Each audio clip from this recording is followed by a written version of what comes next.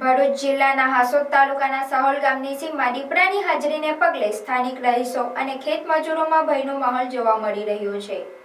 ખેતરમાં શેરડીના કટિંગ દરમિયાન દીપડાનું એક માસૂમ બચ્ચું મળી આવતા વન વિભાગને જાણ કરવામાં આવી હતી। વન વિભાગે બચ્ચાને સુરક્ષિત રીતે કબજે કરી તેની માતા સાથે મિલન કરાવવાના પ્રયાસો હાથ ધર્યા છે। વિગતો અનુસાર સાહોલ ગામની સીમમાં આવેલા એક ખેતરમાં શ્રમજીવીઓ દ્વારા શેરડી કાપવાની કામગીરી ચાલી રહી હતી। આ દરમિયાન શેરડીના ઘાટા વાવેતરમાંથી અચાનક દીપડાનું બચ્ચું મળી આવ્યું હતું। દીપડાનું બચ્ચું જોતા જ મજૂરોમાં ફાળ પડી હતી અને કામગીરી અટકાવી દેવામાં આવી હતી। ઘટનાની જાણ વાયુ વેગે આખા ગામમાં ફેલાતા લોકોના ટોળા ખેતર પાસે ઉમટી પડ્યા હતા। ગામના જાગૃત નાગરિકો દ્વારા વન વિભાગને જાણ કરવામાં આવતા વનકર્મીઓનો કાફલો તાત્કાલિક ઘટના સ્થળે પહોંચ્યો હતો। વન વિભાગે દીપડાના બચ્ચાનો કબજો મેળવી તેની તપાસ કરી હતી। બચ્ચું સ્વસ્થ હોવાનું જાણવા મળ્યું છે।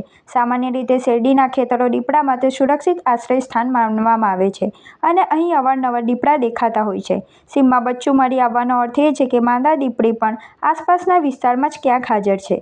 બચ્ચાને શોધતી માદા દીપડી માનવ વસ્તી તરફ ન આવે અને કોઈ હુમલો ન કરે તે માટે વન વિભાગ સતર્ક બન્યું છે। વન વિભાગ દ્વારા જે ખેતરમાંથી બચ્ચું મળ્યું હતું ત્યાં જ બચ્ચાને રાખીને પાંજરું ગોઠવવામાં આવ્યું છે, જેથી માદા દીપડી પોતાના બચ્ચા પાસે આવે ત્યારે તેને રેસ્ક્યુ કરી શકાય અથવા કુદરતી રીતે બચ્ચું તેની માતા પાસે પહોંચી જાય।